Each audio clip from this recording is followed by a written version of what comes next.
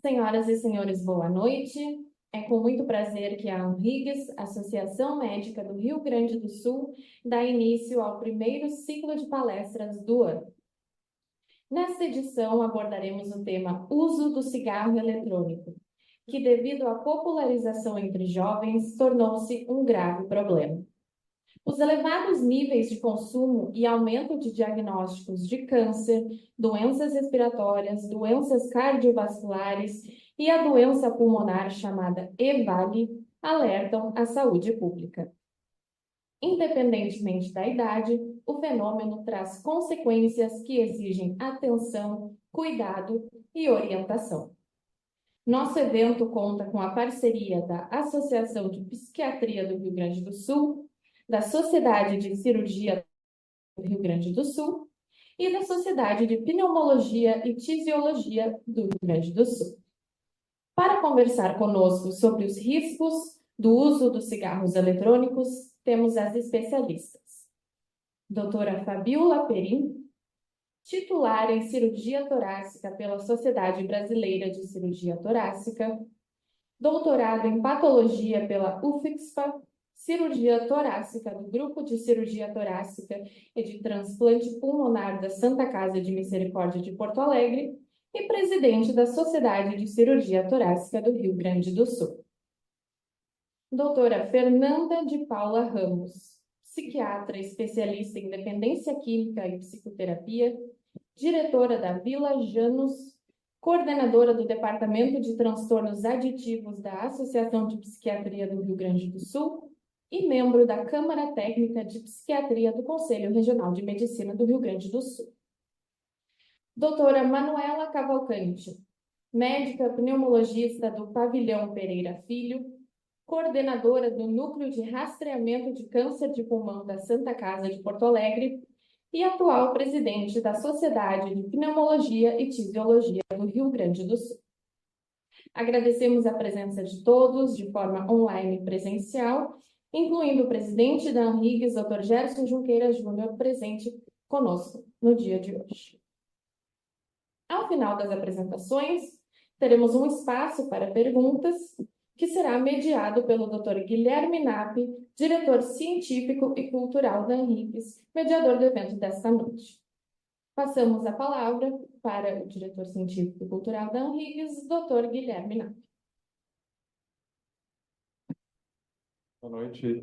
Agradeço a todos que estão presentes online e presencialmente também. O ciclo de palestras é uma atividade bem importante, muito importante para a RICS, é uma atividade que já tem uma caminhada, que ele serve tanto para a discussão de assuntos médicos para o público médico, mas é uma prestação de serviço à comunidade, no sentido da educação médica sobre temas relevantes. A gente está reformulando o ciclo. Esse ano, uma das alterações que a gente fez uma pesquisa de opinião com a sociedade de especialidades, com o público em geral, com os nossos seguidores nas redes sociais, para a gente ver, mapear os assuntos que são mais relevantes, mais interessantes para todo mundo. E um dos assuntos que caiu foi o cigarro eletrônico, o vaping, e a gente vai ter o prazer de receber 3 especialistas no assunto, né, para a gente entender melhor, né, que é uma coisa que é nova para todo mundo e que está tendo um impacto importante na saúde pública. Já de imediato eu passo a palavra para a doutora Fernanda para ela fazer a apresentação dela e falar conosco sobre esse assunto.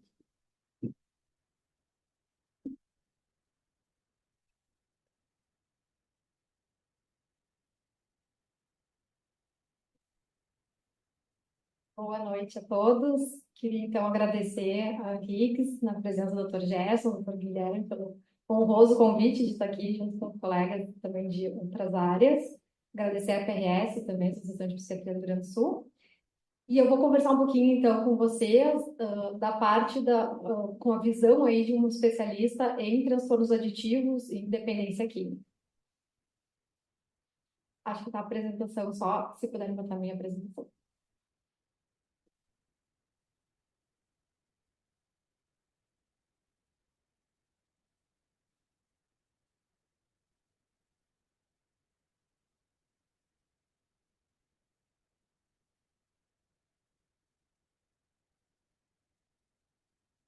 Não, professora Fernanda. Isso. Vamos lá.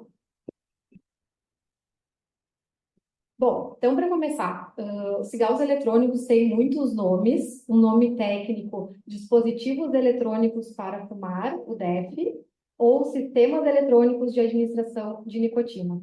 Mas são chamados de pods, de e-cigarettes, então, no mundo todo, né, vários outros nomes. E vaping, que ficou muito conhecido como o ato de fumar cigarros eletrônicos.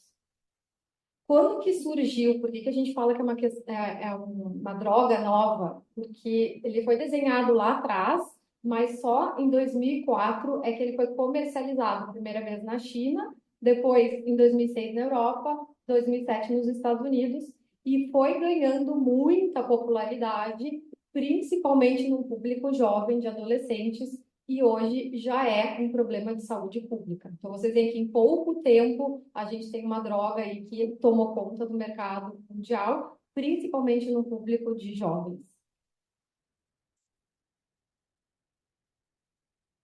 Aqui, eu não sei se está todo mundo familiarizado, então depois eu vou mostrar as variações dos cigarros eletrônicos, as gerações todas que foram surgindo, mas para vocês terem uma ideia do funcionamento. Então, esse aqui é na forma de um tanque, que tem um botão ali para ativar. O líquido, então, que se coloca ali nesse tanque é aquecido, libera um vapor, um aerossol, que tem uma série de substâncias. Então, aí se tem toda uma discussão, assim, mas tem menos substâncias do que o tabaco convencional.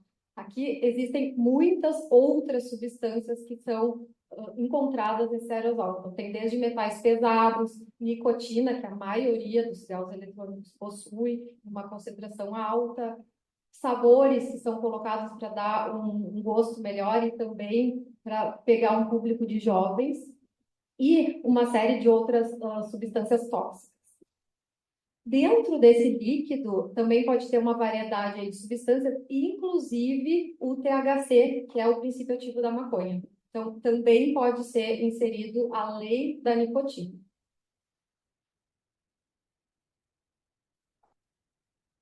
Aqui são as gerações que foram surgindo. Então, vocês veem, a primeira geração era como se fosse um cigarro convencional, mas numa forma de cigarros eletrônicos descartáveis. Depois teve uma evolução disso para a segunda geração, que já era recarregável na forma de uma caneta. Depois a terceira geração, que já era esse tanquezinho.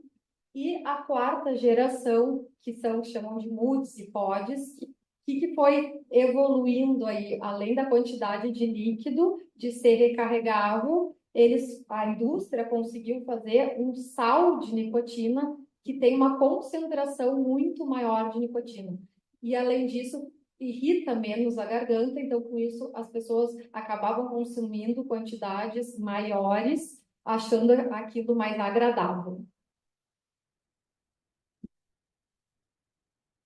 Então, o que começou a acontecer? O acesso facilitado. Então, apesar de ser proibido, acho que quem anda aqui, por exemplo, em Porto Alegre, vê nas ruas, nos bares, nos shows, nos estádios, em todos os lugares. O líquido com sabor, que também atraiu esse público jovem. Propaganda, e é incrível, no congresso que eu participei, a gente estava falando sobre as séries e sobre os filmes, então não é uma propaganda explícita na televisão, mas é a gente colocar pessoas famosas e, né, para o público adolescente ficar vendo e comprando aquela imagem. E aí, isso realmente foi se propagando. Em relação à concentração de nicotina, ela varia bastante. Então, vocês vão ver assim, né? Ou cigarros eletrônicos que não têm nicotina, até mais ou menos 87 miligramas a cada ml de líquido ali de cigarro eletrônico. Mas uma média, né? Porque às vezes as pessoas perguntam, mas mais ou menos, só para ter uma ideia do que as pessoas consomem, é um pendrive desses, que é um cigarro eletrônico, seu equivalente a uma carteira inteira de cigarros convencionais. Então, é muita nicotina se a gente pensar que esses jovens fumam, vários deles, mais de um desses por dia, né? Então, outro dia eu estava atendendo uma moça de 20 anos e ela me falando, não, doutora, eu chego em casa às 5 da tarde, até a hora que eu vou dormir eu fico, parece um bico, uma chupeta, né? Eu fico chupando aquilo até de noite. Então, são provavelmente várias carteiras aí de, né, o equivalente de nicotina que essa pessoa está consumindo. Aqui é para mostrar para vocês esse gráfico, é um gráfico dos Estados Unidos, como é que isso foi surgindo, né? Então, num público jovem, ao longo dos anos de 2014 até 2021, antes a substância que os jovens mais usavam era o próprio cigarro convencional ali em laranja. E vocês veem que a partir lá de 2016, 2017, a primeira substância já usada de produtos de tabaco já é o cigarro eletrônico. Então, disparou. Essa linha preta, vocês podem ver assim, o quanto que os jovens estão consumindo. Esse dado é um dado americano, mas não é diferente aqui no Brasil. E aqui é um dado bem importante, que é a questão da propaganda, do marketing, de como que a indústria vende esses produtos. Então, vocês veem que, embora, por exemplo, nos Estados Unidos, que isso está liberado, mas não para menores de 21 anos, vocês veem que os cigarros eletrônicos são desenhados, né? Parecido com um bonequinho, muito embasado em desenhos animados, com um saborzinho de fruta, né? Então, quer dizer, isso tem muito a intenção de realmente atingir um público jovem e que esse público possa depois ser fiel aí, né, por muitos e muitos anos em relação ao consumo. Aqui no Brasil, como é que a gente está? Então, a Anvisa, né, proibiu a comercialização, a importação, propaganda de todos esses dispositivos eletrônicos para fumar. Essa decisão foi ratificada em 2022 e agora, infelizmente, está uma consulta pública e essa questão está sendo revista. Há diversas associações médicas, entre elas a da cardio e a da pneumologia, se posicionaram totalmente contra essa liberação, em função de todos os prejuízos que a gente vai conversar um pouquinho com vocês. E como é que é a prevalência? A prevalência é o quanto que essa população está usando dessa substância, né? Qual é a taxa percentual disso? Então, aqui é um órgão também americano que vê o uso de drogas desde a década de 60 até hoje em dia nos estudantes. Então, isso é no colégio. São jovens que estão lá na 8ª série, na 10ª série, lá tem 12ª série, e eles foram perguntar quantos deles já tinham usado cigarro eletrônico na vida.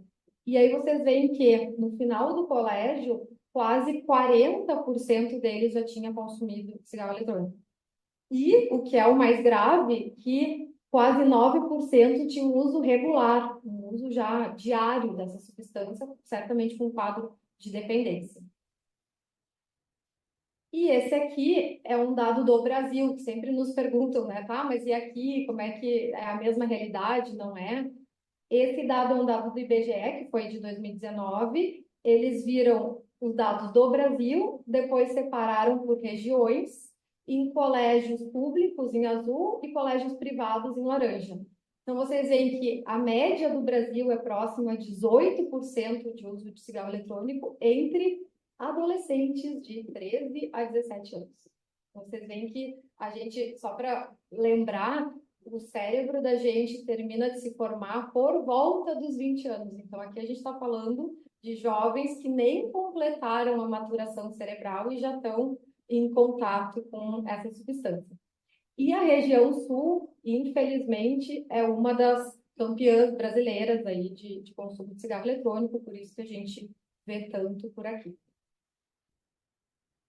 E esse outro trabalho é muito bacana, quem quiser ter acesso, os dados estão todos liberados na internet. Uma colega da Academia Sul-Grandense de Medicina que coordenou essa pesquisa no Brasil todo, então esses dados representam todo o nosso país. E foi ver, então, qual era a taxa de experimentação de cigarro eletrônico numa amostra, aí sim, maiores de 18 anos. E também selecionaram, então, por idade e por gênero. Vocês podem ver que, de novo, a população mais jovem, de 18 a 24 anos, era a que mais consumia, então 23% mais ou menos. E os meninos, ou os homens, têm ainda um uso maior do que as meninas, embora isso já não está com uma diferença mais tão grande quanto antigamente era, por exemplo, com o tabagismo. E aqui tem uma coisa bem interessante. Eles foram perguntar para essas pessoas qual era o motivo que elas usavam cigarro eletrônico. E aí vocês veem que são várias explicações para experimentar, por curiosidade, porque está na moda, porque gosta. E uma das que menos foi a justificativa foi de que era para tentar parar de fumar o cigarro convencional, que é muito o que a indústria sempre tentou vender, isso daí que ia servir para o tratamento do tabagismo, então foi esse muito o motivo, assim, né? E o peixe que eles queriam vender. E como é que são, então, os efeitos, né? O que que acontece, o que que a gente sabe até a data de hoje, que, como eu falei, ainda os estudos são recentes, né? Não faz tantos anos que a gente tem contato. Então, vocês veem que, na verdade, em relação aos riscos à saúde, são vários órgãos que são atingidos. E em relação à parte cerebral, a principal coisa que acontece é um quadro muito grave de dependência. Então, isso é uma coisa que a gente tem visto no consultório, cada vez pessoas mais jovens com dependências mais graves, né? Já uma paciente falando de 19 anos, que ela acorda de madrugada para fumar e de manhã cedo a primeira coisa que faz é fumar cigarro eletrônico. Então, isso a gente via com tabagistas muito graves, né? E não necessariamente uma população tão jovem que está usando há tão pouco tempo essa substância. As questões cardiovasculares, então, é um dos principais órgãos atingidos, a hipertensão, aumenta o risco de infarto, de AVC, e a questão toda pulmonar, que eu vou deixar depois as colegas especificarem, mas lesões pulmonares graves, que com casos relatados de morte, nos Estados Unidos primeiro documentou, e depois, infelizmente, a gente tem visto aqui também. E aqui é um outro dado importante, também pensando em saúde pública, que é a questão dos outros transtornos que começam a aparecer juntos, nesse caso, os transtornos mentais. Então, o que que eles fizeram? Eles pegaram uma amostra nos Estados Unidos, uma amostra nacional de 56 mil pessoas, então era muita gente, e foram ver que riscos que essas pessoas tinham em relação aos principais transtornos mentais. E aí vocês podem ver o seguinte, que as pessoas que fumavam cigarros eletrônicos tinham 2 vezes mais chance de ter transtornos de ansiedade, que são os mais comuns, também quase 3 vezes mais chance de ter depressão, que é uma das 10 doenças no mundo que mais gera morbimortalidade, mais prejuízo funcional. Depois, distúrbios psicológicos graves, quando eles chamam de graves, é que a pessoa não conseguiu ir no trabalho, não conseguiu interagir, por exemplo, com filhos, né? São coisas realmente com prejuízo funcional importante. E prejuízo cognitivo. Então, isso é uma outra coisa bem importante, porque a gente já está falando de pessoas que começam a ter um prejuízo escolar, um prejuízo em faculdade, em função de uma droga que em vários países já está lícita, já está legalizada.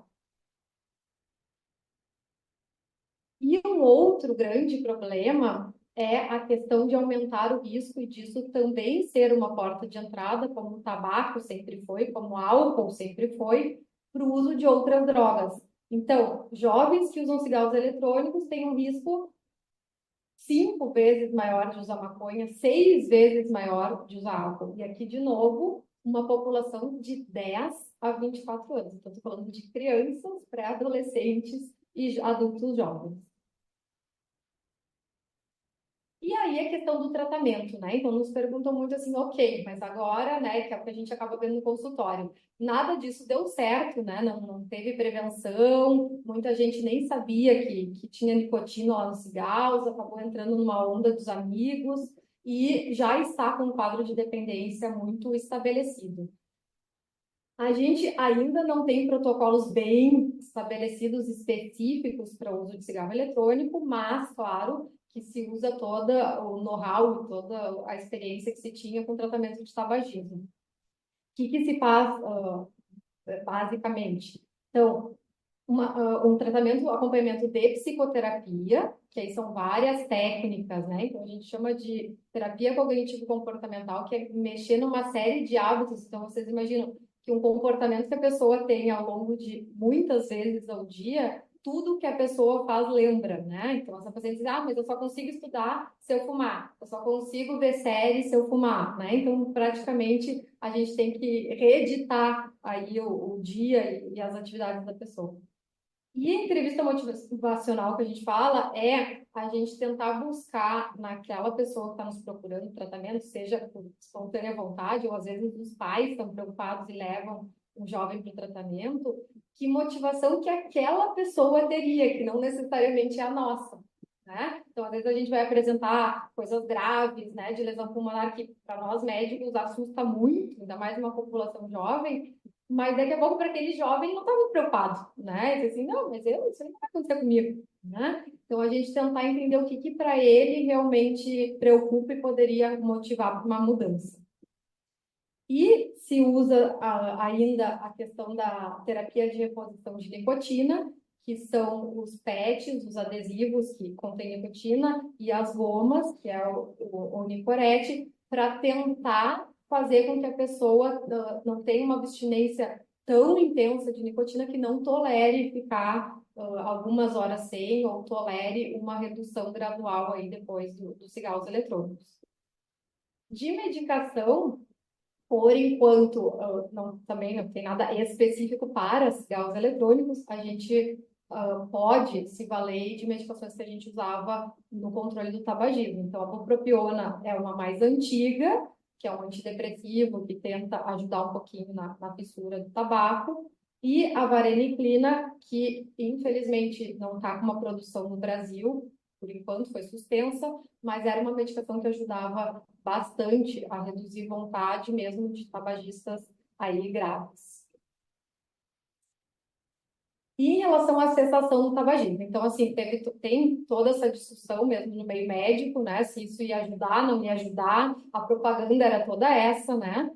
O que eu posso dizer para vocês é que a maioria dos estudos sérios, bem conduzidos, né, com rigor científico que exige, mostraram que os cigarros eletrônicos não aumentam as taxas de abstinência de tabagismo e que muitos indivíduos passaram a ter um uso duplo. Então, não só não parava o tabaco convencional, o cigarro convencional, como acabava usando o cigarro eletrônico junto. Ou seguia usando o cigarro eletrônico e não usava mais o tabaco convencional. Então, existem outros estudos agora mais recentes que dizem que talvez em algum público muito específico, em tratamento, estudos que avaliaram as pessoas por poucos meses, que poderia ter algum benefício, mas não é o que a gente tem de evidência mais sólida até esse momento. E por causa disso, a Organização Mundial da Saúde também se posicionou e disse que cigarro eletrônico não deve ser uma alternativa para parar de fumar, pois não há evidência científica suficiente para usar isso como uma alternativa no tratamento do tabagismo. Então, para concluir,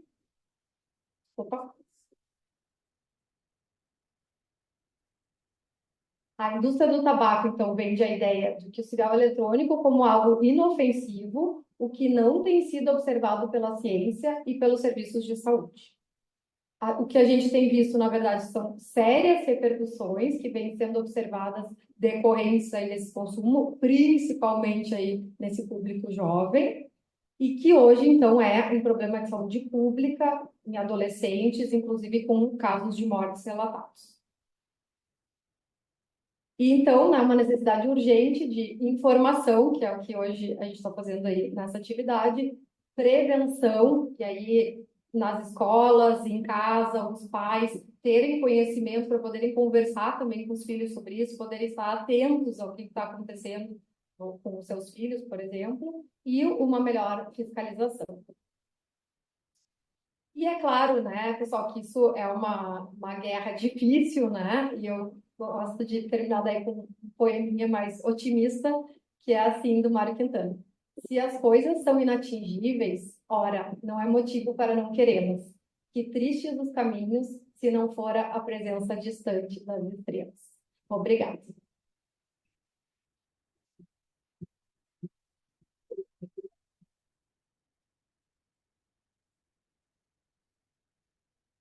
Muito obrigado pela apresentação, Fernanda. Eu até me surpreendeu pela gravidade. Eu tinha noção que era uma coisa importante, mas o cenário é muito pior do que a gente imagina quando a gente não vê números. Mas, vamos dar sequência, então, para a doutora Manuela, agora falar sobre o aspecto do cigarro eletrônico, né, os efeitos sobre o pulmão, o sistema respiratório. Doutora Manuela, obrigado. Bem, boa noite a todos. Um prazer estar aqui na casa, que é a casa de um projeto antigo de tabaco. Então, toda vez que a gente pensa em arribos, a gente pensa em cigarro, a gente pensa em fumo zero. Então, estar aqui falando de cigarro eletrônico realmente é um prazer. Como eu ia falar um pouco da parte clínica, então eu vou ser um pouquinho repetitiva nessa fase inicial em relação à Fernanda, mas são dados que são meio importantes. Eu vou passar bem rápido em algumas coisas que eu queria rever com os senhores. Isso aqui são meus conflitos de interesse, nenhum conflito em relação a essa apresentação. Não é vapor d'água. Então, isso é uma coisa que a gente sempre tem que falar para os jovens. É um vapor que não tem cheiro, pelo contrário, ele é até perfumado, ninguém sabe o que eu estou usando. Ele tem uma interface que é super bonita, divertida, diferente, moderna, é cool. Ninguém percebe que no ambiente alguém está fumando cigarro eletrônico, se fosse um cigarro seria proibido. Então, quando a gente olha alguém fumando cigarro eletrônico, o que vem à mente é que, poxa, eu acho que é só um vapor d'água. Esse daqui, pessoal, é uma lista. Isso daqui é uma lista de substâncias químicas que foram encontradas no condensado do cigarro da fumaça do cigarro eletrônico. E quando a gente olha essa lista, que é muito grande, algumas coisas presentes em cigarro convencional, algumas coisas que não estão presentes em cigarro convencional, estão presentes só no cigarro eletrônico, observem que marcado em azul, a gente tem substâncias que o FDA, que é a agência reguladora dos Estados Unidos, considera substâncias que são tóxicas para o nosso organismo. Então, definitivamente, eu não estou inalando vapor de água quando eu estou consumindo cigarro eletrônico.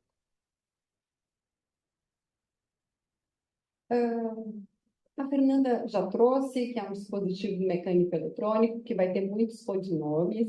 Ela também trouxe como é que ele foi criado, como é que ele é utilizado, como é que ele funciona, a grande evolução que aconteceu dos vapes ao longo dos últimos anos, e o que a gente tem hoje em dia são os vapes de quarta geração, que eles são diferentes, eles têm formas, cores, eles usam sal da nicotina, e a gente vai mostrar isso. Eles têm tanques que são manipuláveis, então eu posso gerenciar o que eu quero estar inalando no meu pote, e isso certamente é o que traz maior risco para esses jovens. A nicotina, bom, a nicotina, então, é uma base, é um alcaloide que é volátil, ele é altamente tóxico, venenoso, ele não deve ser ingerido. E o que a gente vê nesses devices é que a gente tem uma grande quantidade dessa substância. Então, a nicotina do cigarro é o que a gente chama de nicotina base livre. Então, ela é uma substância química de pH alcalino, que no momento que eu inalo essa substância, ela gera um certo desconforto na garganta. E isso, no início, era o que limitava os cigarros eletrônicos de primeira, de segunda e de terceira geração, porque o paciente tinha desconforto. A mesma coisa que fumar cigarro. Aquele paciente que fuma bastante, ele vai ter aquele desconforto na garganta, que termina sendo um limitador do uso. O que eles descobriram? Que no momento que eles associavam aquela nicotina base a um ácido, eles criavam uma coisa chamada sal de nicotina. E o que o sal da nicotina fazia é que ele não irritava a garganta, ele depositava mais no pulmão, ele tinha uma absorção maior do pulmão, e com isso a gente gerava uma dose maior circulante de nicotina para esse paciente. Lembrar que a nicotina ela é altamente aditiva. No momento que eu dou uma tragada, em 15 segundos, ela vai ativar meu sistema de recompensa. Eu vou ter a sensação de prazer relacionada àquela inalação. Então, é muito rápido o prazer que ela vai gerar no paciente. E como a Fernanda falou, a gente tem um desenvolvimento cerebral que continua até os 20, 25 anos, e a gente tem prejuízos que vão a nível de atenção, de aprendizagem, controle de impulsos, outras drogas, como a Fernanda falou, termina se preocupando quando a gente pensa em crianças, adolescentes, adultos jovens, ainda usando de forma muito significativa esse dispositivo. Esses são os números que a Fernanda também trouxe. Eu mostro em termos de número de cigarro de equivalência. Então, quando a gente fala em um pacote de nicotina, a gente está falando em mais ou menos 20 miligramas de nicotina. Quando eu falo no pod do Ju, eu estou falando num adolescente que vai estar consumindo 2 carteiras num dia. Quando eu olho o Puff Bar, ele vai estar consumindo 2,5 carteiras por dia, e se ele usa o pod do Sorin, ele vai estar usando 4,5 carteiras por dia. Essa é uma carga de nicotina que é insustentável. Então, é impossível a gente não imaginar que isso daqui vai ter efeito colateral a curto e a longo prazo. E eu só estou falando de nicotina, não estou falando em todas aquelas outras substâncias que a gente viu que estavam presentes no condensado do cigarro eletrônico. Então, novamente, ele está regulado no Brasil desde 2009, com proibição de importação, de comércio, de propaganda, e o que os fabricantes colocam é que ele é destinado para adulto que é fumante, e eles vendem a ideia de redução de risco. E aí a gente vê o primeiro estudo, que foi o estudo que foi mostrado quando eles falavam em redução de risco. Esse estudo, então, essa não foi um estudo, foi uma publicação, vamos colocar dessa forma. Apesar de não ter nenhuma evidência que efetivamente eles reduzam os riscos, existe essa publicação do Comitê Científico Independente sobre Drogas. O que foi esse comitê? Alguns médicos foram convidados para participar e cada médico dava um número baseado na sua experiência do quanto o cigarro, o charuto, o cachimbo, então várias formas de consumo de nicotina eram expostas, e eles davam um número. Quanto que eles achavam que aquilo ali era deletério para o paciente e quanto que seria deletério para os outros. E nesse estudo se viu que o cigarro tinha uma pontuação de 99,6%. Ele pontuou 100 como extremamente inseguro e danoso para a maioria dos critérios, mas a pontuação final ficou de 99,6%. O cigarro eletrônico, ele pontuou entre 4% e 5%. Então, daí veio a ideia de que os cigarros eletrônicos eram 95% menos danosos do que os cigarros convencionais. Na verdade, isso daqui é a opinião de especialista que foi chamado para participar do comitê, que a gente não sabe como é que foi a escolha desses médicos. Então, eu não posso usar isso daqui como dado científico de que realmente o cigarro eletrônico ele é isento de risco. O que a gente tem hoje em dia? A gente tem riscos agudos do cigarro eletrônico. Por que eu não posso falar ainda de riscos crônicos e a longo prazo do cigarro eletrônico? Quando a gente olha a história lá atrás, a gente lembra que no momento que começou a dispersão e o uso mais abusivo do cigarro, que foi meados do século XIX, até a gente estabelecer que cigarro estava relacionado a câncer de pulmão, em 1950, muito tempo se passou. Então, eu não consigo associar câncer num tempo curto. E a gente tem menos de 20 anos de consumo de cigarro eletrônico. Então, é muito claro que eu não vou estar vendo relação estreita entre câncer agora. Eu vou estar vendo relação em doenças, enfermidades e condições agudas. O que a gente tem que sugere que possa ter relação com câncer é que a gente já começa a ver modificação de DNA em cavidade oral, mesma forma que a gente vê em paciente tabagista. Mas fato é, há aumento de risco pulmonar, então todas essas são doenças que já foram associadas ao consumo de cigarro eletrônico. Eu não tenho surgimento de DPOC, mas eu tenho descompensação de DPOC, descompensação de asma, casos agudos de bronquite, casos agudos de pneumonia lipoídica, bronquiolite obliterante, uma série de doenças que ninguém precisa conhecer essas doenças. O importante é que todas elas vão cursar com quadro agudo de falta de ar e tosse. Então, eu vou ter sintomas agudos e algumas dessas doenças podem ser muito graves. A gente tem marcada a linha azul a EVALI, que é uma doença específica causada pelo uso do cigarro eletrônico, que depois a doutora Fabíola vai nos mostrar um caso muito grave que a gente teve no Pavilhão Pereira Filho, que foi tratado. Então, aqui para vocês terem ideia, se a gente não tivesse rotulado que são casos de EVALI, a gente podia, em qualquer momento, dizer que são casos de Covid, e quando a gente tinha a pandemia, a gente olhava o percentual de vidro fosco e via a gravidade da nossa doença de acordo com o percentual de vidro fosco. Então, essa última tomografia, que é essa mais do lado direito, observem essa usuária de nicotina de 36 anos, ela usava DEF com nicotina e canabidiol. Observe o grau de doença que ela apresenta na tomografia de tórax. Então, muitos desses pacientes que eram usuários de canabidiol se via que tinha muita vitamina E no meio da formulação e talvez a maior parte da reação fosse relacionada à presença da vitamina E que tinha no dispositivo.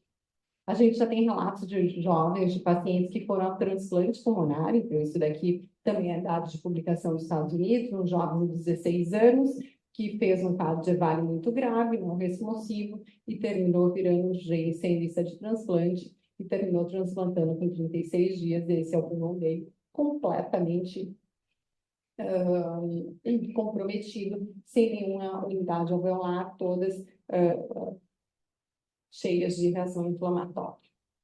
Em relação ao risco cardíaco, sim, temos risco cardíaco. Quando a gente fala da nicotina, do saborizante, do metal pesado, todos eles vão gerar aumento da pressão, aumento da frequência cardíaca, estresse oxidativo, disfunção do endotélio, que é a pele que recobre todos os meus vasos, e o final disso vai ser um aumento da aterosclerose. Então, a gente tem estudos que mostram o risco que vai de 30% a 40% de infarto em pacientes jovens usuários de cigarro eletrônico.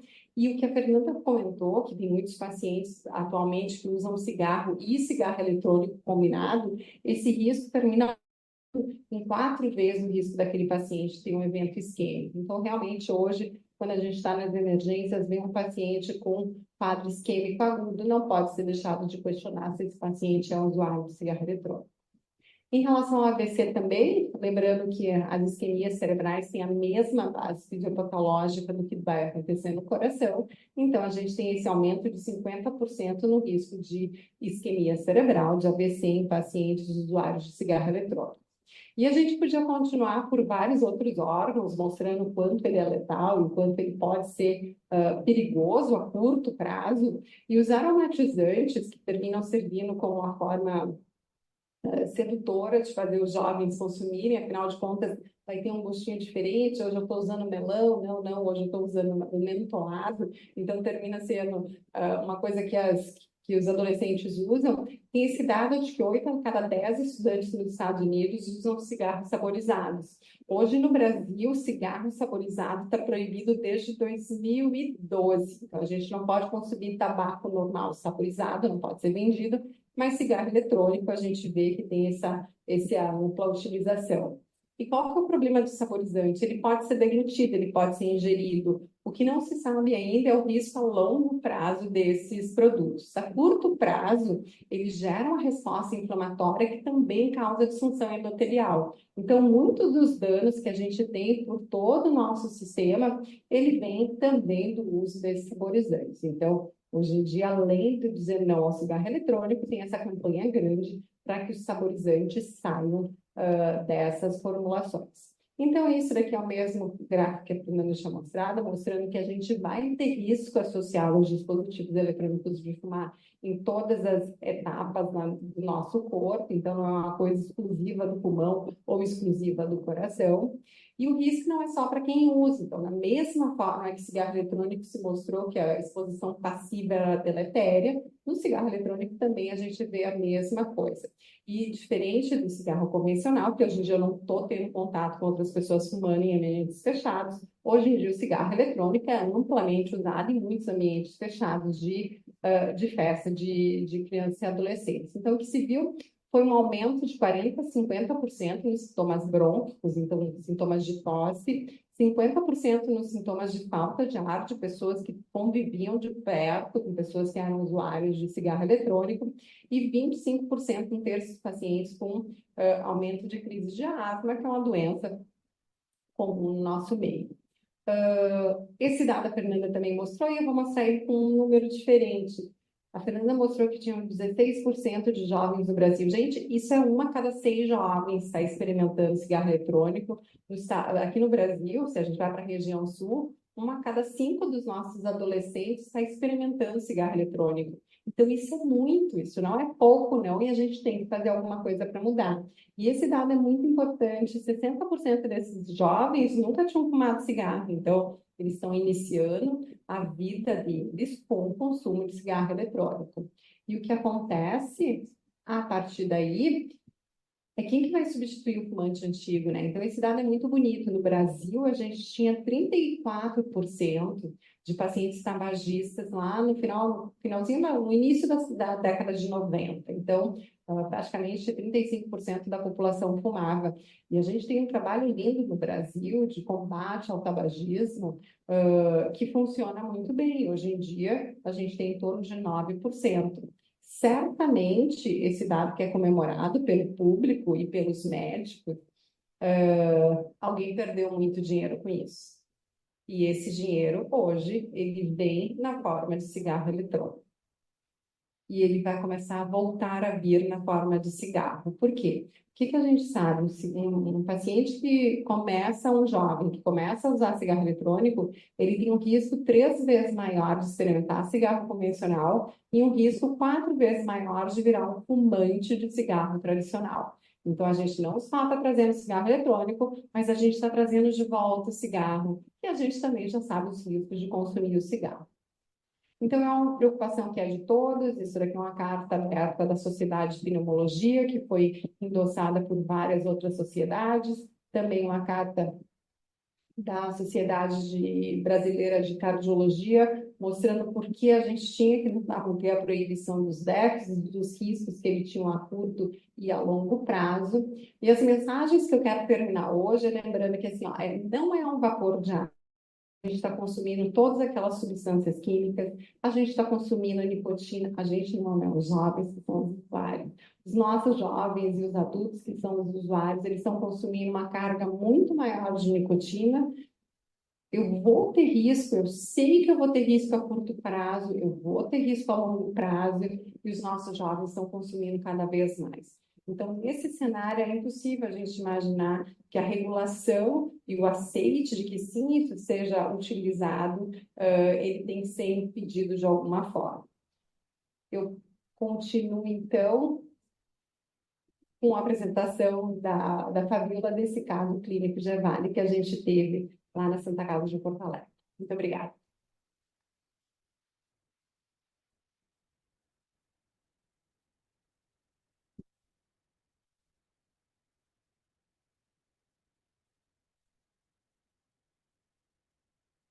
Estão aqui presentes e aos que nos assistem online. Parabéns à RIGS e ao Departamento Científico pela escolha do tema que é tão relevante. Por favor, minha apresentação.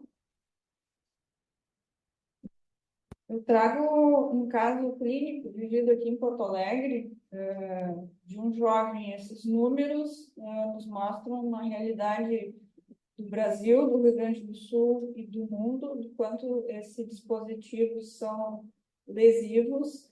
E o exemplo de um caso clínico atendido por nós, aqui na Santa Casa, eu acho que traz para perto esse sentimento de que sim, isso está acontecendo aqui no quintal de casa, né? Pode passar o próximo, por gentileza. É um jovem, obrigada, um jovem de 23 anos, morador de Vacaria, trabalhador do campo. Ele laça no rodeio de Vacaria. Esse ano ele não pôde ir. Tabagista desde os 15 anos, ele chegou a fumar 2 carteiras de cigarro convencional por dia. E comprando essa ideia que é vendida pela indústria do cigarro eletrônico, ele passou a fumar cigarro eletrônico nos últimos 3 anos para tentar deixar de fumar. De outras doenças, além da obesidade, ele não tinha nada. Ele estava de férias no nosso litoral norte e passou a apresentar tosse, febre e falta de ar no início de janeiro deste ano. Foi procurar atendimento médico lá em Capão da Canoa. Foi recomendado antibióticos sintomáticos. Ele seguiu com piora progressiva e 2 dias depois desse primeiro atendimento ele voltou na emergência com uma falta de ar muito mais grave. Neste dia ele ficou internado. Foi realizado tomografia de tórax, foi coletado painel viral, que podia ser Covid, influenza, E ele evoluiu com necessidade de suporte ventilatório, inicialmente com máscara, e no mesmo dia ele foi entubado, foi para ventilação mecânica e internado na terapia intensiva. Esse é o scout da tomografia, uma imagem parecida com aquelas que a doutora Manuela nos mostrou. Foi continuado, foi modificado, na verdade, o antibiótico. A pesquisa de Covid e outros vírus respiratórios foi negativa. Seguiu com piora mesmo, ventilação mecânica, que a gente tem de armamentário terapêutico na terapia intensiva. E no quinto para o sexto dia de ventilação mecânica, ele já tinha sido pronado, que é uma manobra extrema que a gente usa, que é virar o paciente de bruços, e a gente viu isso muito durante o Covid, quando os pacientes tinham um acometimento pulmonar muito grave. Ele não respondeu à pronação, e o médico da terapia intensiva que estava acompanhando ele entrou em contato para ver a possibilidade de a gente ir até Capão da Canoa, colocar ele em ECMO lá e transportá-lo assim. Essa é a imagem da tomografia que ele fez lá, onde ele tinha um acometimento de 85% do pulmão, e se classificou essa imagem que podia ser Covid. A imagem realmente é muito parecida. E nesse momento não se tinha ainda o resultado da investigação viral. Então, com 6 dias, a gente teve esse contato e providenciamos o que a gente chama de ECMO. O ECMO é uma maneira de oxigenar o sangue, de retirar gás carbônico, que dá para a gente fazer uma comparação com a hemodiálise. A gente coloca uma veia, uma cânula, desculpa, uma veia, que pode ser a veia da perna, a veia femoral. Ela passa através de uma membrana, onde entra em contato com o oxigênio e se faz a troca, e essa membrana substitui a função do pulmão. E o sangue oxigenado volta por outra veia nesse paciente. Isso aqui é uma imagem onde aqui a gente vê o aparelho, aqui o paciente, e aqui a gente vê a cânula que deve estar voltando para a veia jugular com sangue oxigenado. Esse dispositivo foi criado na década de 70, mas ele só passou a ser utilizado em larga escala perto dos anos 90, 2000, onde a melhora técnica desse equipamento pôde transformá-lo em um aparato relativamente móvel. Esse é o primeiro raio-x desse rapaz aqui em Porto Alegre, e a gente vê depois uma melhora progressiva. Ele precisou desse suporte de oxigenação por 14 dias. Isso significa que durante 13 dias, esse paciente não tinha condições próprias de ventilar, mesmo que em ventilação mecânica. A ventilação mecânica não era o suficiente. Se não fosse o ECMO, sem dúvida alguma, esse rapaz teria falecido.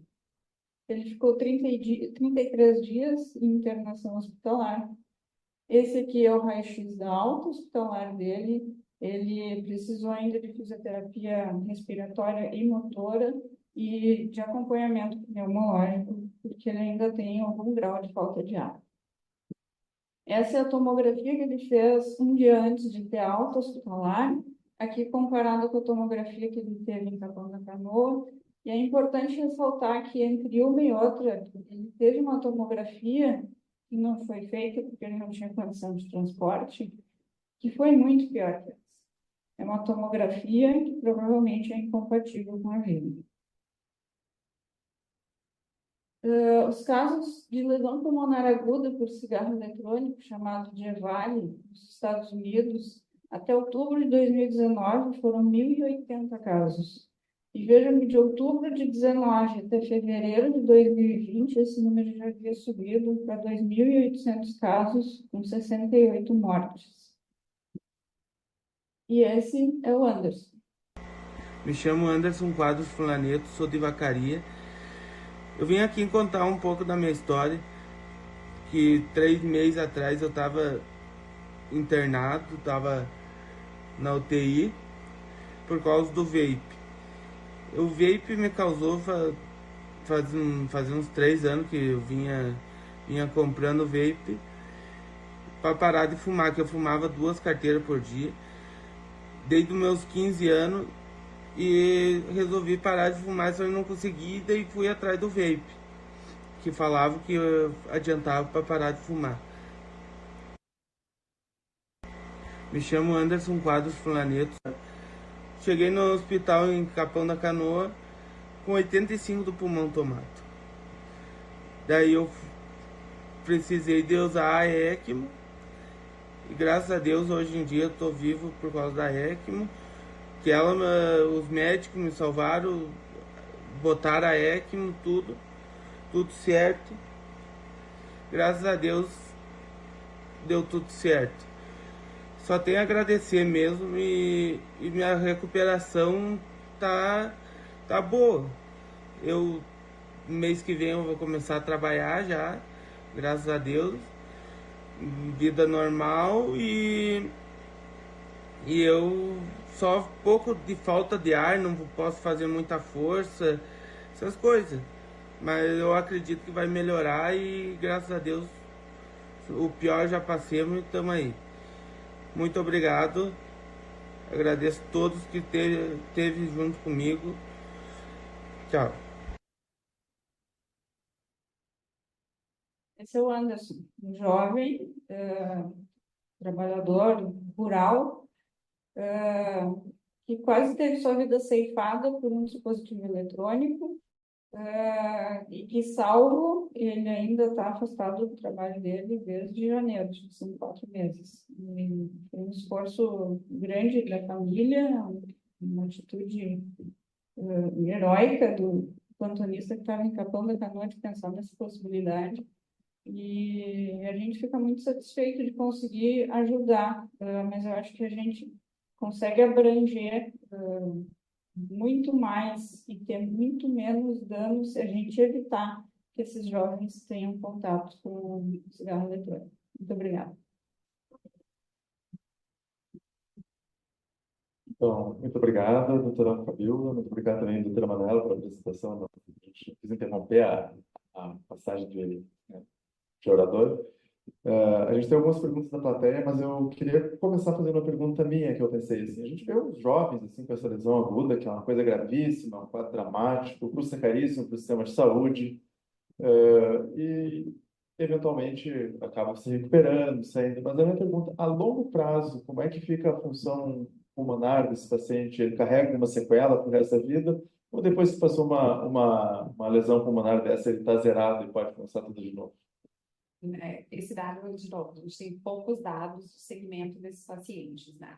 Mas o que eles fazem é um dano pulmonar agudo e a gente sabe que isso leva a consequências a longo prazo. Então, se a gente faz um paralelo com o que a gente via, por exemplo, na Covid, ou quando a gente vê dano pulmonar agudo de outras etiologias, essa diminuição, principalmente de troca gasosa, de fusão de monóxido de carbono, isso leva um tempo maior, sem contar toda essa piora musculoesquelética que acontece no paciente grave e que muitas vezes eles precisam reabilitar. Vocês perceberam que o Anderson fala ofegante ainda, né? Há 3 meses depois. Então, não é uma recuperação tão rápida assim. E talvez a longo prazo a gente ainda tenha muitas dificuldades, mas esse dado, a gente tem coisas que a gente não vai ter.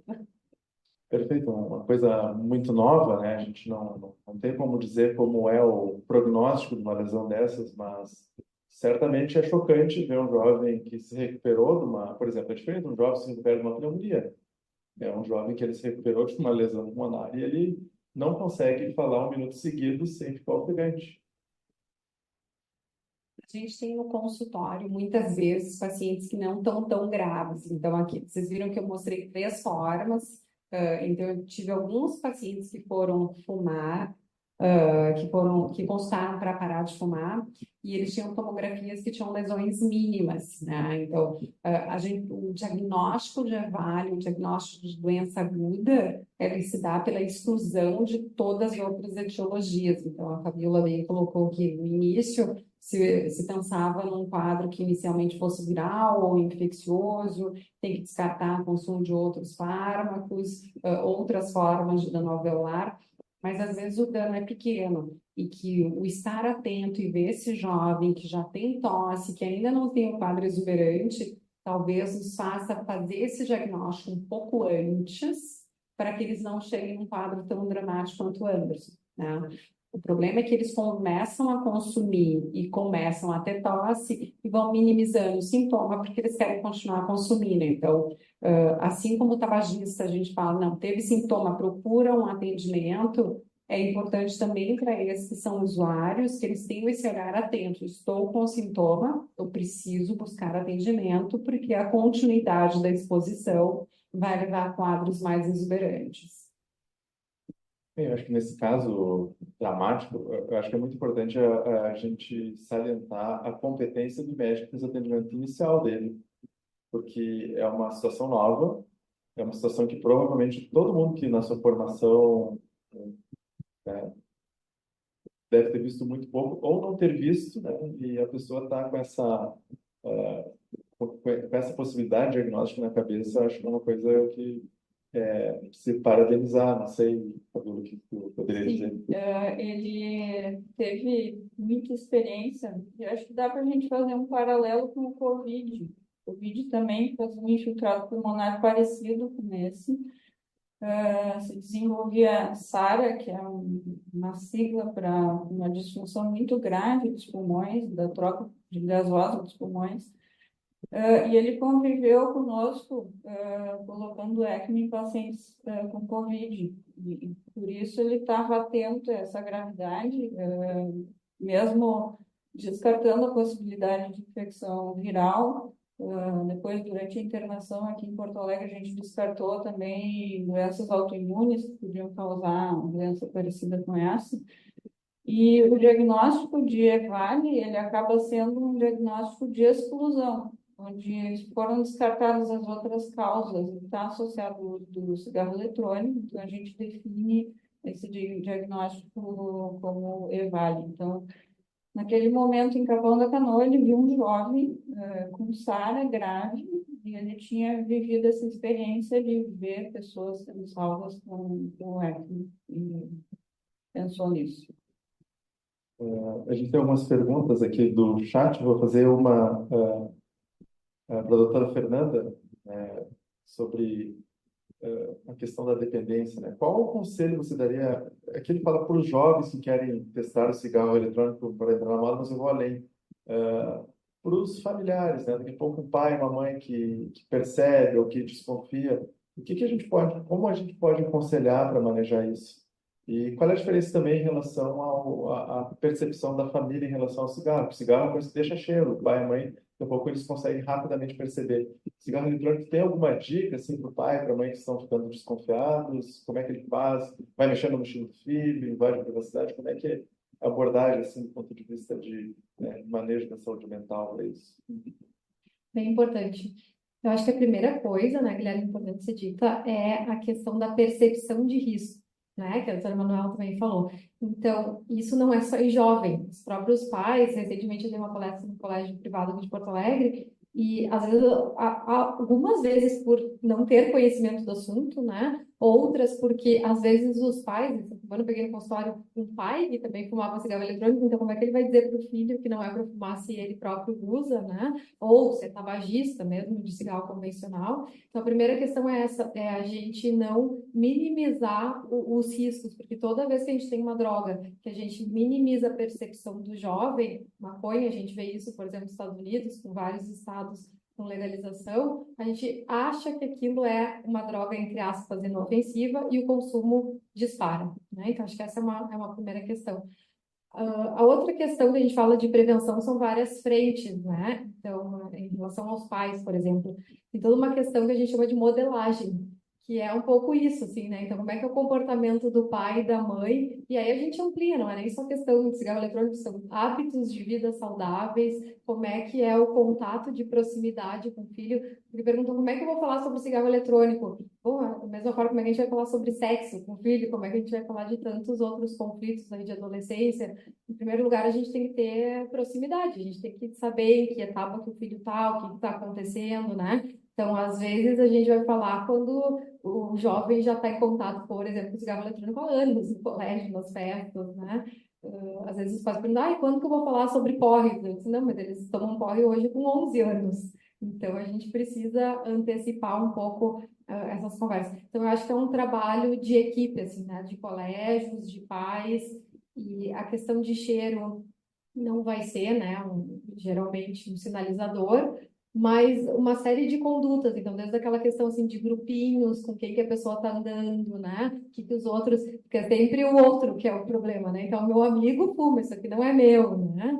Encontrar coisas. Então, acho que e um outro dado para pais importante é uma questão de monitoramento parental. Eu não estou falando exatamente do tricar a mochila, mas a gente saber isso é um dado bem importante, bem comprovado, que os pais que sabem aonde os filhos estão, quem são os amigos, quem são os pais dos amigos, isso diminui bastante, é uma medida de prevenção muito importante para a dependência química de uma forma geral, para cigarro eletrônico também.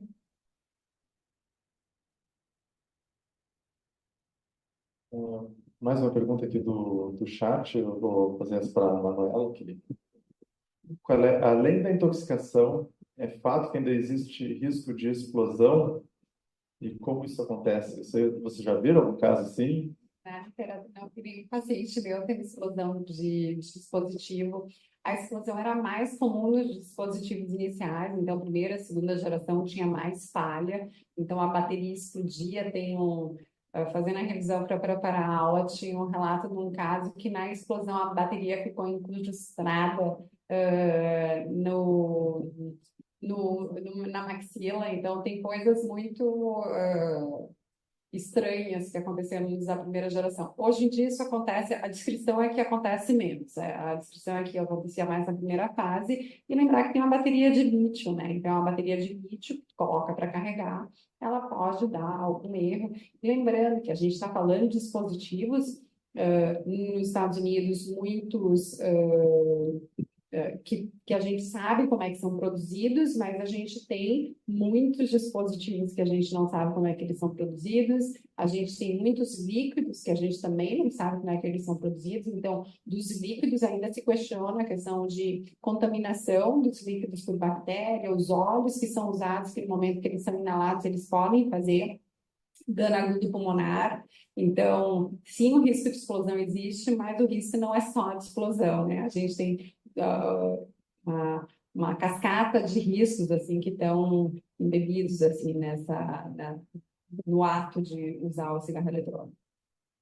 Perfeito.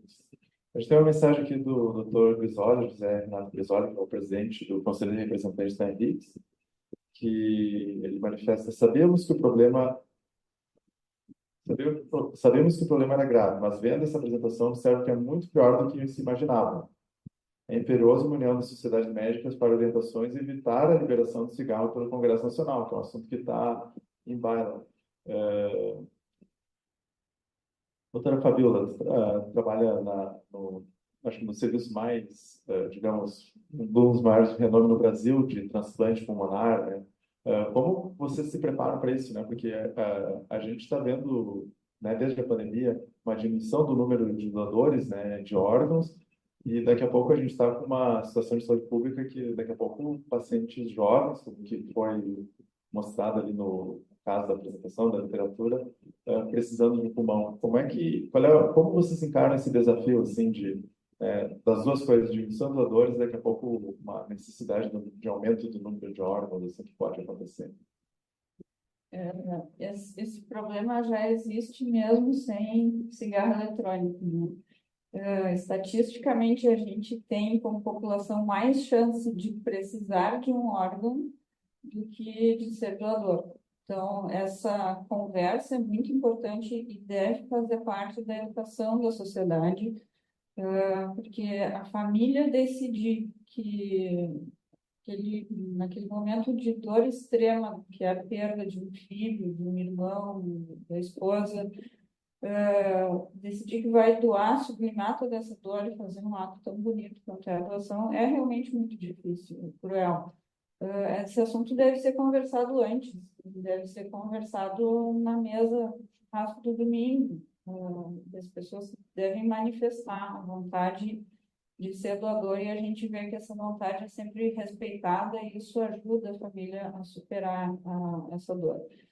A gente, de transplante, não tivemos nenhum caso ainda. A gente teve esse de necessidade de suporte de oxigenação por membrana, pelo ECMO, mas essa batalha é muito grande. Voltando à questão da doação, o maior limitante hoje, um dos maiores, é a negativa familiar, ainda chega perto de 50%. Depois vem causas médicas, mas essas a gente não tem como quantificar na maior parte das vezes.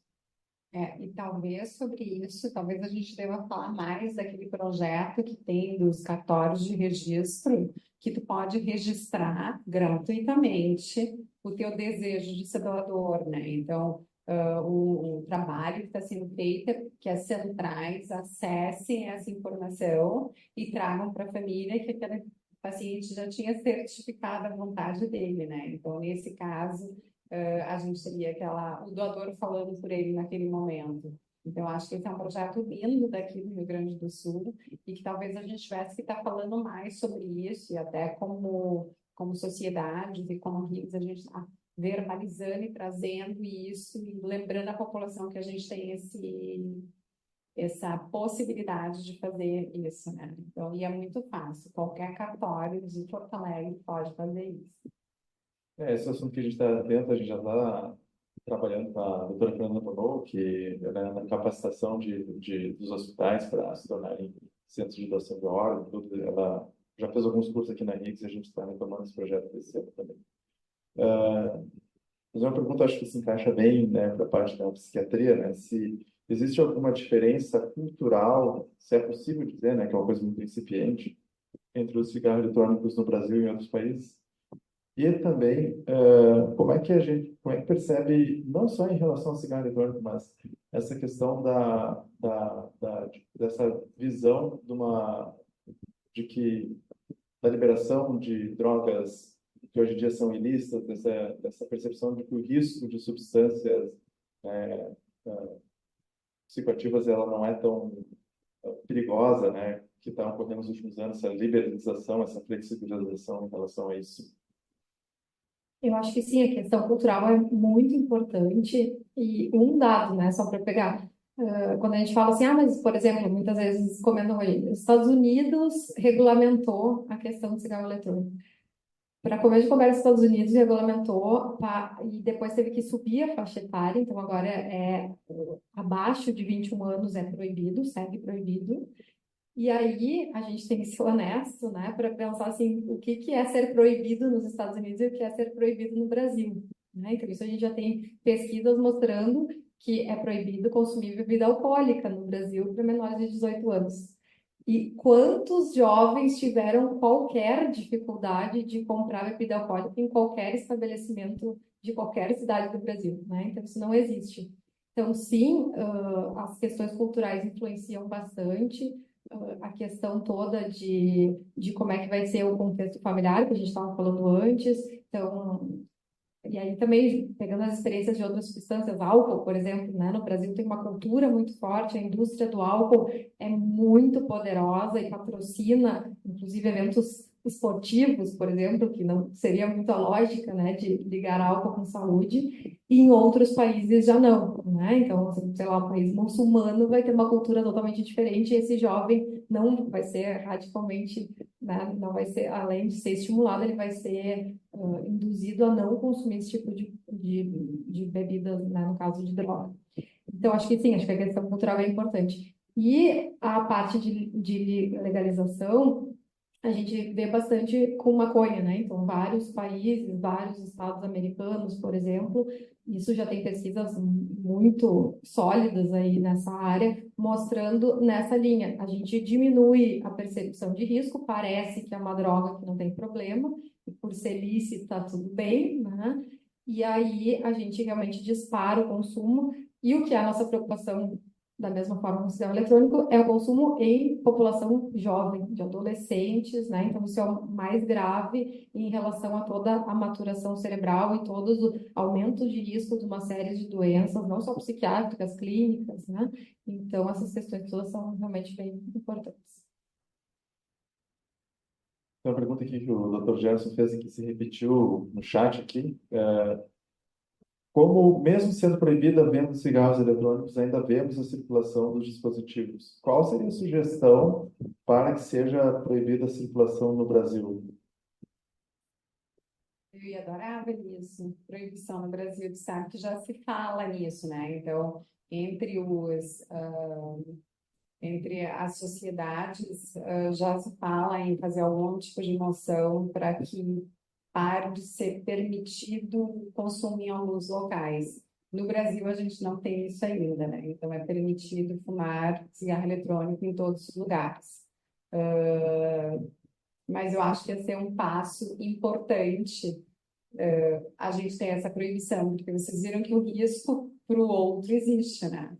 E a gente está fumando, principalmente se sai na noite ou ambiente de festa, é uma fumaça que existe de produção de cigarro eletrônico que é impressionante. E quando tu olha o comportamento daquele jovem, então isso quando eu estou tratando jovens no consultório, reflete exatamente o comportamento deles. Eles não conseguem soltar, eles passam o tempo todo agarrados naquilo ali, né? Então, diferente do cigarro que o jovem consome, com o cigarro eletrônico, ele tem uma coisa física de persistência constante, de uso constante ao longo do dia. Por isso que eu acho que a carga é maior. E da experiência dos pacientes que eu vejo tratando dependência de cigarro, um pneumologista, né? Imaginando sem um cenário assim de outras doenças importantes de saúde mental acontecendo, é muito mais difícil esse paciente, e não estou falando do jovem, até o adulto jovem que fuma, parar de consumir cigarro eletrônico em relação ao cigarro. A gente termina usando uma dose muito mais alta de nicotina, fazendo terapia cognitiva comportamental de forma muito mais seguida, e é muito mais difícil, né? Então, a gente realmente está diante de uma epidemia que vai ser difícil, inclusive, tratar, né? Então, o principal talvez seja não começar a experimentar, porque é muito difícil. Só para complementar o que a doutora Manuela está falando, eu acho que assim, o Brasil, como a doutora Manuela mostrou na apresentação, já é um case de sucesso para o mundo no controle e na cessação de tabagismo. Então, na verdade, se a gente usasse os mesmos conhecimentos que a gente teve, que foi restrição de local para fumar, proibição de propaganda, conscientização, enfim, todas as medidas que foram tomadas e que em 1, 2 décadas fizeram despencar a prevalência de tabagismo no Brasil, a gente teria só que aplicar esse mesmo conhecimento para agora essa nova substância aí que está mascarada na forma de cigarro eletrônico. Então, deixa eu fazer uma propaganda para a nossa instituição aqui, a RICS. Nos anos 2000, foi uma das instituições pioneiras, né? Fez uma campanha muito forte, como zero aqui em Porto Alegre. Muitas vezes até, né? Eu me lembro quando eu era jovem, fazia faculdade, a gente saía de noite numa festa e voltava com um cheiro de cigarro, assim, absurdo. E é uma coisa que a insistência, né, das instituições médicas, enfim, conseguiram persuadir o gestor público a botar uma lei proibindo, né, que em lugares fechados, em ambientes assim, a gente se consumisse cigarro, se fumasse. E eu acho que o mesmo a gente tem que tentar fazer também para o cigarro eletrônico, né, porque... Oi? Deve ser. Boa, o Dr. Jéssica falou aqui. Mas eu acho que é importante a gente se posicionar de uma maneira assertiva, né, com o poder público, para a gente ter esse diálogo. E a gente está prestes a ver uma coisa que daqui a pouco sai do nosso controle.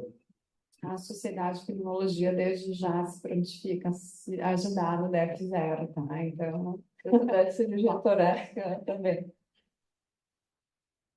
Certo, então, deixa eu só verificar se a gente tem mais alguma pergunta. Algumas se repetiram, né? Se existe um dano pro, né, para quem está, né, para o fumante passivo, digamos assim.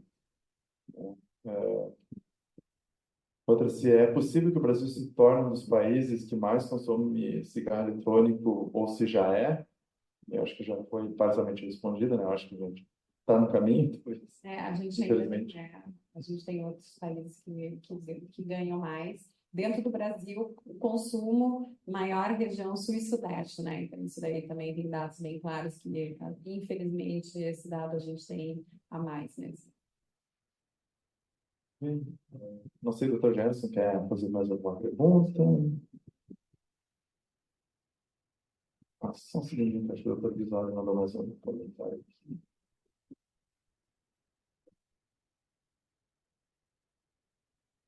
Isso é importante, acho que eu vou perguntar aqui para a doutora Fernanda. Uma coisa que me chamou a atenção na apresentação foi o dano maior quando combinado com cannabis.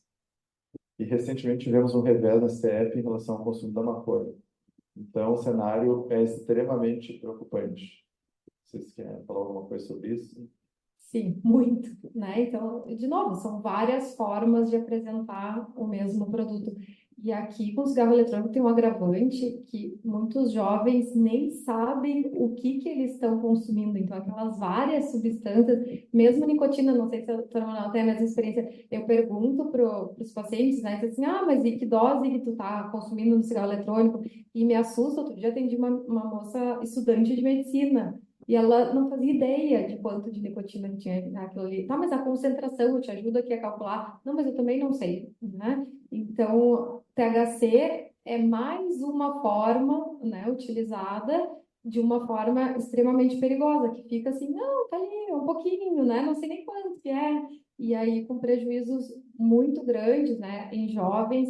Um dos primeiros sintomas, estava perguntando sobre pais, por exemplo, começa a dar queda de rendimento escolar. Aí a gente brinca, né? Queda de rendimento escolar em adolescente, primeira causa. Assim, jovem tá apaixonado. Daí dá uma coisa de não quer estudar, não sei o que lá. Segunda causa, consumo regular de maconha, né? Então, a gente tem que pensar e agora nessa nova formulação. Então, assim, não, mas não tem baseado, não tem cheiro, não tem, mas tem o THC, que é o princípio ativo da maconha, algumas vezes inseridos no líquido do cigarro eletrônico. Vou encaminhar assim, uma mensagem final assim, dos nossos palestrantes, né, doutora Fernanda, que poderia. Eu acho que eu queria parabenizar a RIS pela atividade e acho que é isso que eu, pelo menos como médica, penso que a gente precisa nesse momento, né? Informar a população, informar pais, educadores, formadores de opinião e que a classe médica precisa, sim, se unir para ir contra um problema que já é um problema de saúde pública, para a gente não ter que passar por todas as etapas que a gente passou na campanha do tabagismo. Certamente desmistificar, né, que é só um vapor de água, eu acho que isso é o principal. É um consumo de uma droga envolta em outras drogas, altamente aditiva, com riscos a curto prazo, que certamente vão existir riscos a longo prazo que a gente ainda não consegue mensurar, que é importante tentar não evitar o contato. Mas se o paciente está fumando e tem sintomas, lembrar que tem coisas muito graves que podem acontecer. Então, às vezes a gente tem aquele paciente que está começando a ter tosse e ele não quer buscar ajuda porque vão descobrir que eu estou fumando. Então, se tem sintoma, independente de estar consumindo, o médico tem que te ver, tem que ser visto para a gente minimizar os riscos mais exuberantes. E para quem trabalha em emergência, jovem com AVC, jovem com isquemia, a gente tem que pensar que esse paciente pode ser um usuário de cigarro eletrônico para a gente poder alertar esse paciente para que ele não incorra em ficar tendo os quadros recorrentes. Então, fica essa lembrança em vários pontos. O doutor Gerson pediu a palavra aqui, nosso presidente. Tá. Primeiro, a Obrigada. Eu acho que cabe a nós, detentores do conhecimento, conscientizar inicialmente médicos de outras especialidades que muitas vezes não estão próximos a essa realidade e acabam desconhecendo o assunto. E, como sociedade, também nos voltarmos à população e informarmos. A partir da informação, a gente pode atingir o poder público, pode, de fato, tomar medidas preventivas e esclarecer que o cigarro eletrônico é fumo zero, e a gente tem que insistir nisso e alertar do potencial gravíssimo de lesão dessas substâncias. Certamente nós, como sociedade como RIGS, sociedades de especialidades todas, a gente precisa não só conscientizar e informar a população, médica também, porque muitos dos nossos colegas não têm a noção de todos os malefícios que o cigarro eletrônico causa, mas nós temos que ser mais agressivos com o poder público. Nós, como sociedade médica, temos sim que lançar uma campanha DEF Zero, que seja esse nome, mas levando ao poder público, Secretaria Estadual de Saúde, Secretarias Municipais de Saúde, COSEMs, né? Agora nós estamos num ano eleitoral, então acho que nós temos que, a partir de hoje, a partir dessa conversa que nós tivemos aqui, extremamente produtiva, fazermos uma campanha, de fato, agressiva contra o cigarro eletrônico. E vamos fazê-lo com certeza. Muito obrigada, doutor Gerson. Agradecemos também a doutora Fernanda, doutora Manuela, doutora Fabiola e o doutor Guilherme Nato pela mediação do nosso evento. Esta edição do ciclo de palestras ANRIGS contou com a parceria da Associação de Psiquiatria do Rio Grande do Sul, da Sociedade de Cirurgia Torácica do Rio Grande do Sul e da Sociedade de Pneumologia e Tisiologia do nosso estado. Lembramos a todos que nos acompanharam neste evento para seguirem a ANRIGS no Instagram, em @ANRIGSoficial, para ficarem por dentro de eventos e informações de qualidade na área da saúde. Agradecemos a participação de todos e uma boa noite.